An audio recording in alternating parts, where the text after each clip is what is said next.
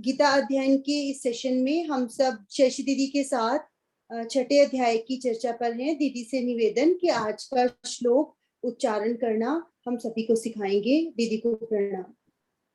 हाँ जी, सभी गीता प्रेमियों को मेरा प्रणाम। हमारा आज का श्लोक है 20th। ओम श्री परमात्मने नमः। अथ षष्ठोध्याय, श्लोक नंबर 20। ये है यत्रो परमते चित्तम, यत्रो परमते चित्तम निरुद्धम योग सेवया, निरुद्धम योग सेवया। यत्र चैवात तप कोमा मनात, फिर तप कोमा मानम। यत्र चैवात्मनात्मानं पश्यन्नात्मनि तुष्यति। पश्यन्नात्मनि वर्ड है पश्यन प्लस आत्मनि, और उससे पीछे वाले में चैवात्मनात्मानं में च प्लस एव प्लस आत्मना प्लस आत्मानम। इसमें 4 वर्ड आगे, च प्लस एव प्लस आत्मना प्लस आत्मानम।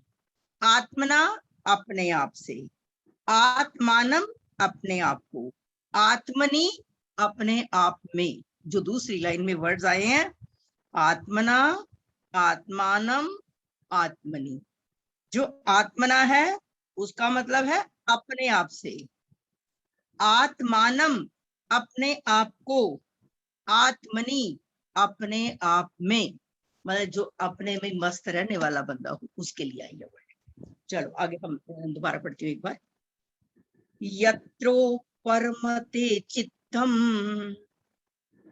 यत्रो परमते चित्तम, ये वर्ड है यत्र प्लस उपरमते, ऊपर उठ जाना। यत्रो परमते चित्तम निरुद्धम योग सेवया, निरुद्धम योग सेवया। यत्र चैवात्मनात्मानं, यत्र चैवात्मनात्मानं पश्यन्नात्मनि तुष्यति, पश्यन्नात्मनि तुष्यति। एक बार आशु जी जरा रिपीट करो, फिर मैं मीनिंग बोलती हूँ। हाँ जी दीदी। यत्रो परमते चित्तम निरुद्धम योग सेवया, यत्र चैवात्मनात्मानं पश्यन्नात्मनि तुष्यति। हाँ जी, वर्ड है योग सेवया, पहली लाइन का लास्ट वर्ड, योग का सेवन करने से, मतलब के समत्व योग में रहने से। समत्व योग में चित्त वृत्तियों का निरोध आ गया, इंद्रियां वश में हो गई हमारी, और अहंकार खत्म हो गया। समता का भाव जब हमारा आता है, कर्तृत्व अभिमान खत्म हो गया। तो यहाँ पर कहा है योग का सेवन करने से, मतलब के समत्व योग में आने से। यत्र उपरमते, यत्र जिस अवस्था में, योग का सेवन करने से, यत्र जिस अवस्था में, निरुद्धम चित्तम उपरमते, निरुद्ध चित्त उपराम हो जाता है। अब निरुद्ध चित्त क्या कहा गया है? जब हम, इसके बीच में 3 बातें बताई हुई हैं। एक बताया हुआ है ध्याता, ध्यान, ध्येय। ध्याता कौन है? साधक को कहा गया है। ध्येय कौन है? परमात्मा। ध्यान हमारी वृत्ति। जब परमात्मा का ध्यान करते करते कहा है कि साधक अपने आप को भूल जाता है। पहले वो अपने आप को भूलता है, फिर वो ध्यान की वृत्ति को भूलता है, अकेला ध्येय ही रह जाता है। ध्येय का मतलब परमात्मा। कि जब हम ध्य्यान में बैठे, पहले तो वही कहा है कि निर्विकल्प अपने आप को करें, निर्विचार करें हम हर तरह से। ध्याता, ध्यान और ध्येय। जब वो परमात्मा के ध्यान में बैठा है तो सबसे पहले तो क्या है, वो अपने आप को भूल जाता है, फिर अपनी वृत्ति को भी भूल जाता है कि मैं ध्यान कर रहा हूं। उसका किसी तरफ कुछ ध्यान नहीं होता, सिर्फ उसको परमात्मा ही महसूस होता है। जिस अवस्था में वो स्थिति जो कही है वो समाधि कही है। और जब नाम की स्मृति ना रहकर केवल इसी चीज को जो समाधि कही है, नाम की स्मृति ना रहकर केवल परमात्मा ही रह जाता है, तब उस अवस्था को चित्त की निरुद्ध अवस्था कहा है, कि चित्त पूरी तरह से निरुद्ध चित्त कहा गया है। तो ये कहा गया है योग का सेवन करने से जिस अवस्था में निरुद्ध चित्त उपराम हो जाता है, मतलब कि इन सारी वृत्तियों से ऊपर उठ जाता है। च और यत्र, दूसरी लाइन में, जिस अवस्था में आत्मना आत्मानम, आत्मना अपने आप से, आत्मानम अपने आप को, पश्यन देखता हुआ, आत्मनि अपने आप में, तुष्यंति तुष्यति अपने आप से अपने आप को अपने में ही देखता हुआ संतुष्ट हो जाता है, वो जो है निरुद्ध अवस्था का वर्णन किया गया है इसके बीच में। अब मेन चीज क्या है इसके बीच में, क्या है, हमारे अभी 55वें अध्याय में दूसरे श्लोक के आया था, प्रजहाति यदा कामान सर्वान पार्थ मनागतान आत्मन्यवात्मना तुष्टः स्थित प्रज्ञस्थ उच्यते।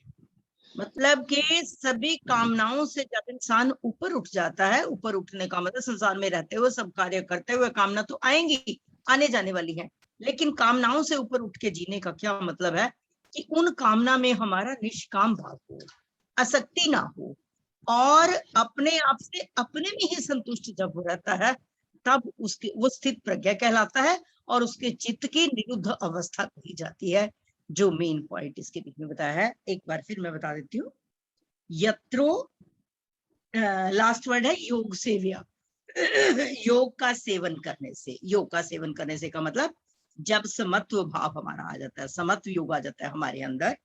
समत्व योग में मैंने आपको बता दिया कि क्या क्या कुछ है, सुख दुख लाभ हानि मान अपमान राग द्वेष, इन सबसे ऊपर उठ जाना, इन चीज को इंसान महसूस नहीं करता ये, और अहंकार से रहित हो जाता है, कर्तृत्व अभिमान नहीं रहता, ये नहीं कहता कि मैंने किया, और काम क्रोध लोभ मोह अहंकार से भी उठ जाता है, वो हमारी योग की समत्व योग की अवस्था होती है।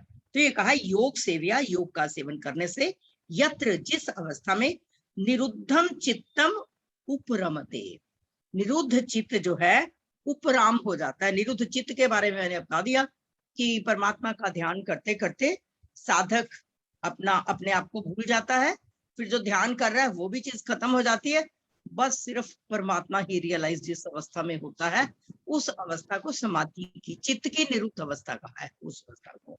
और उसके बाद आगे कहा है च यत्र, दूसरी लाइन में चैव लिखा है जहां, च और यत्र, जिस अवस्था में आत्मना आत्मानम, अपने आप से अपने आप को, पश्यन देखता हुआ, आत्मनि अपने आप में, अपने आप से अपने आप को अपने में ही देखता हुआ संतुष्ट हो जाता है।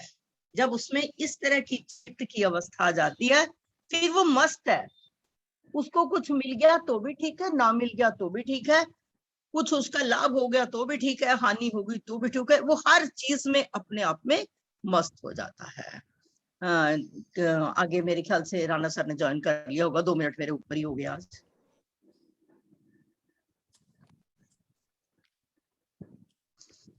इसी के साथ हम इस चर्चा को यहीं पर विराम देंगे, और एक ब्रेक के बाद हम अगले सेशन की ओर बढ़ेंगे।